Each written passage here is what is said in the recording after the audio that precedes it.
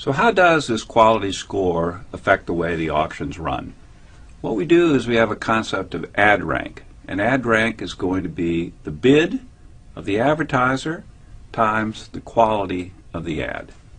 So in this particular example, I've got 4 advertisers. They're bidding 4, 3, 2, and 1. And the ads have different quality. In this case, it's a quality of 1, 3, 6, and 8. So to determine the ad rank, we just multiply those two numbers together.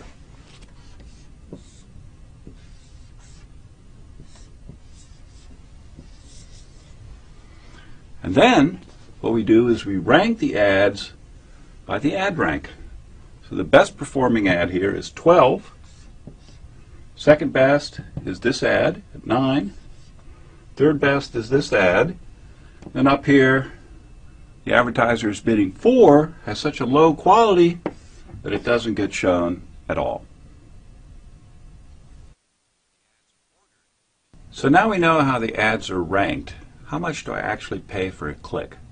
Well, we use the same logic as in the simple example I presented a few minutes ago. Namely, you pay the minimum amount that's necessary to retain your position. So think of advertiser in position 1. He's competing with advertiser in position 2.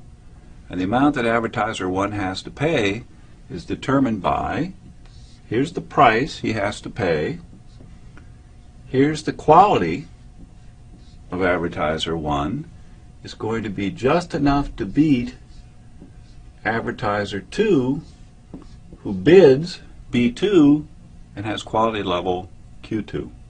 So if you solve that equation, the price that advertiser 1 has to pay, his actual CPC, is going to be the ad rank of the advertiser below him divided by the quality score of advertiser 1.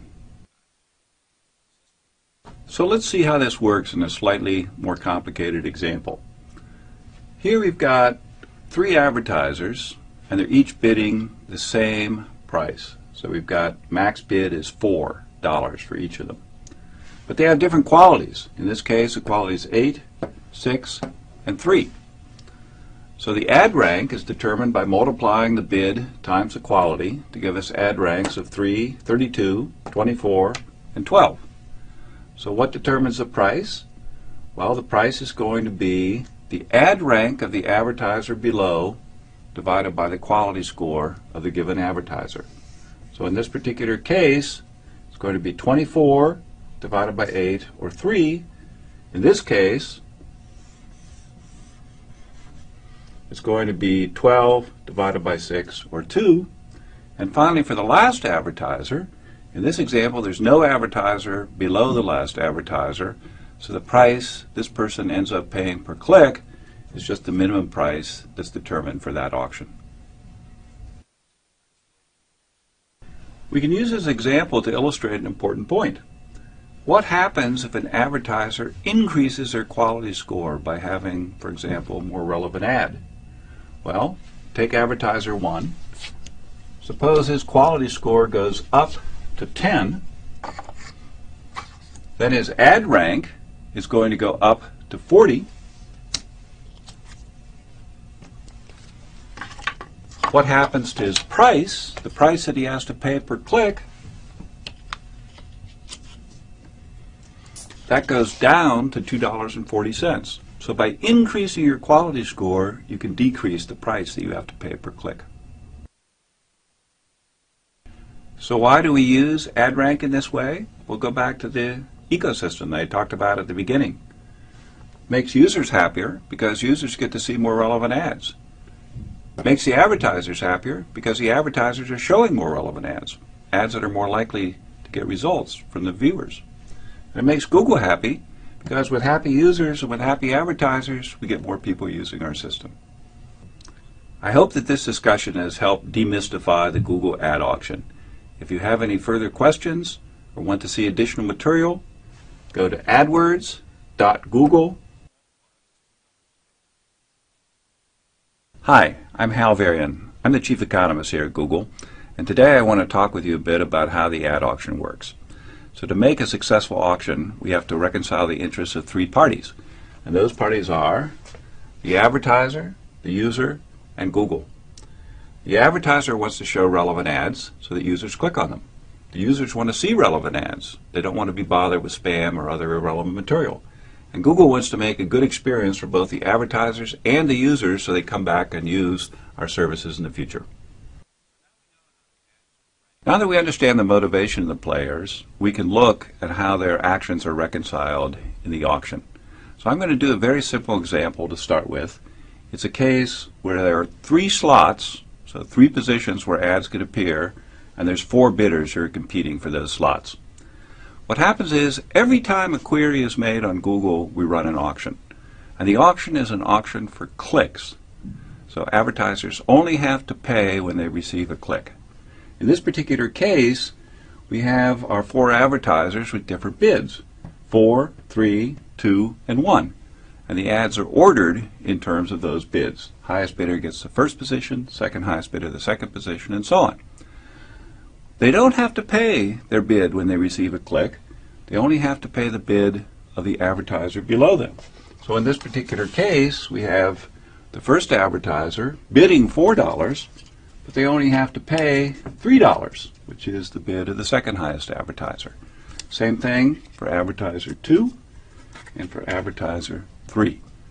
So in this way, each advertiser can bid their maximum willingness to pay, but what they have to pay is just enough to beat the competition. So I told you that was a simplified version of the auction. Let's try to do something a little more complicated. What's left out of the example I just gave was the concept of ad quality. So remember, users want to see relevant ads, advertisers want to present relevant ads to users, and Google wants both users and advertisers to have a good experience so they come back and continue to use the system. So what we're concerned with at Google is making sure that the ads that are shown to users have a high ad quality. So what is quality score? So there are 3 components of the quality score, and the biggest one by far is click-through rate. By allowing users to vote with their clicks, we have millions of people who are helping us decide which ads are best for each search query. Google's philosophy has always relied on user feedback as a key driver of decision making. So using click-through rate and quality scores is our way of incorporating that feedback into ad serving. Relevancy is the second largest component of quality score.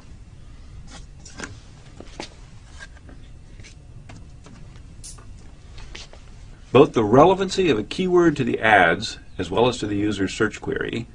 Google determines relevancy by analyzing the language and context of an ad or query and determining how well it relates to a keyword. Google uses relevance to make sure that only useful ads are displayed to users, and it prevents advertisers from paying their way onto a search that's unrelated to their product or service. The third component of quality score is landing page quality.